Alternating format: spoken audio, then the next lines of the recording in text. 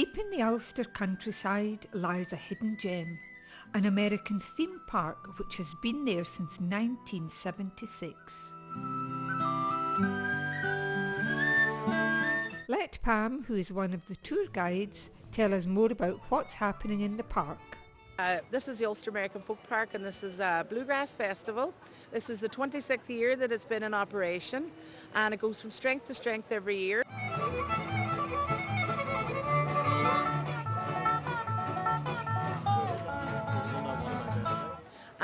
Other times of the year we're an immigration park.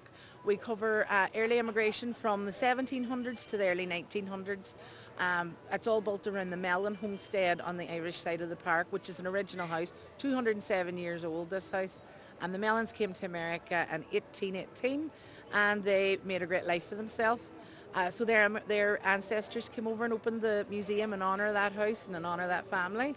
So for 41 years now, we've went from strength to strength. Now we tell a full story. We hear about the paupers, the bankers, the farmers, and we tell a great story about Irish immigration and how they got on when they got there. And I'm a pioneer woman today with my new bonnet, so with my corn and my pumpkins and the whole lot.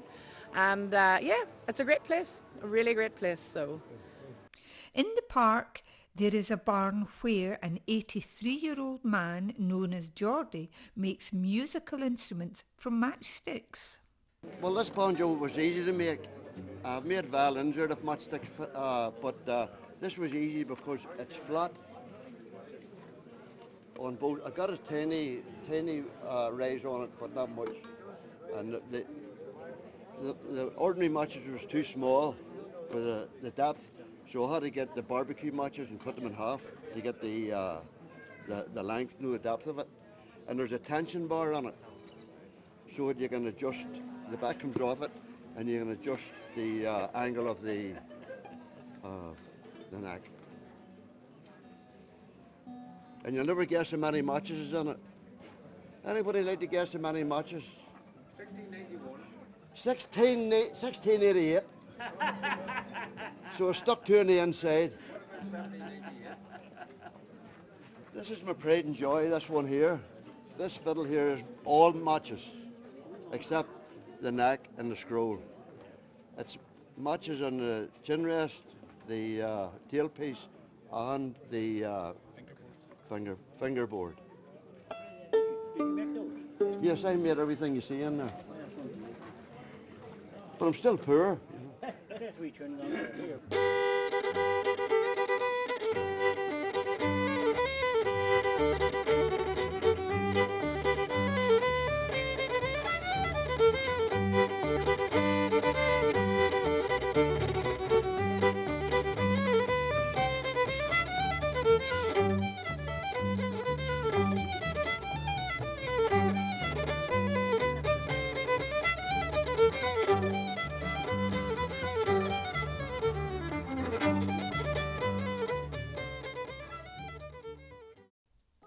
Let's listen to some of the bluegrass music.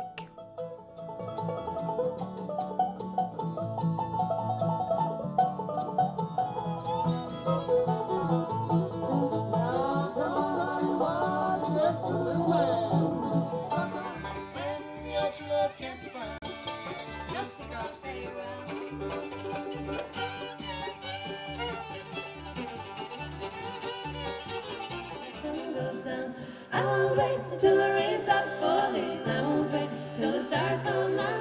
I'll come around and when I hear you calling, I'll be here waiting when the sun goes down.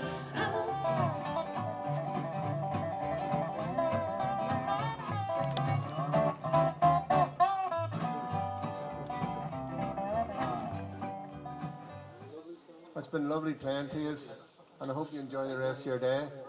And the sun is actually going to come out today, so have faith and it will come out.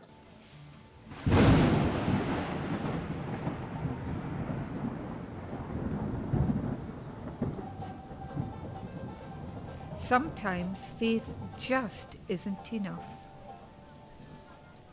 Liz will now tell us all about the links with Andrew Carnegie. Well, this house that you're in now at the moment is the birthplace of a man called Thomas Mellon. And Thomas Mellon's mum and dad were strong tenant farmers. And the farm that they rented was out this side here. It was very good arable land. And the Mellon family, you could say, were not poor. However, they were tenants and they would have preferred to have been owners. Now, they built this house in 1810. Thomas Mellon, their son, was born in 1813 and they emigrated in 1818. Really, they were only in the house for 8 years, and it is a fine house, as you can see. Their reason for going was because they had great knowledge of the New World, because some members of their family had emigrated prior to them going and wrote and told them that this New World was a great land of opportunity, but you had to be strong, willing, and able to work, or there was no point in you going at all. And they were strong because they were well used to farming. So off they went to the New World in 1818. And they had to travel from here in Omagh to the nearest port of embarkation. Then they had to take a sailing ship across the Atlantic Ocean to the east coast of America. And from there on, they had to travel to the frontier. And for them, it was Pittsburgh in Pennsylvania. They knew that the land there was cheap, and once you had paid your money, you would own it. The ownership of land was what they were looking for. And the government did require that these early settlers or homesteaders would cultivate the land. They had to agree to that, and so they did. And Thomas grew up on the frontier in America. He also went to the university in Pittsburgh in Pennsylvania, and he studied law. And it turned out he was a wonderful student.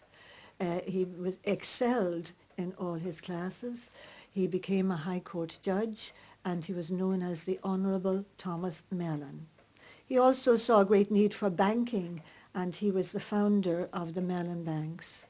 And in his adult life, he teamed up with a man called Andrew Carnegie. Andrew Carnegie came from Scotland, and he was a giant in the steel industry. And Thomas Mellon now is a giant in the financial businesses. So between the two of them, they created lots and lots of employment. And both of these men returned to their homelands during their life, which was still the 1800s. Thomas coming here to Camp Hill Cottage in 1882, and Andrew Carnegie returning to Scotland.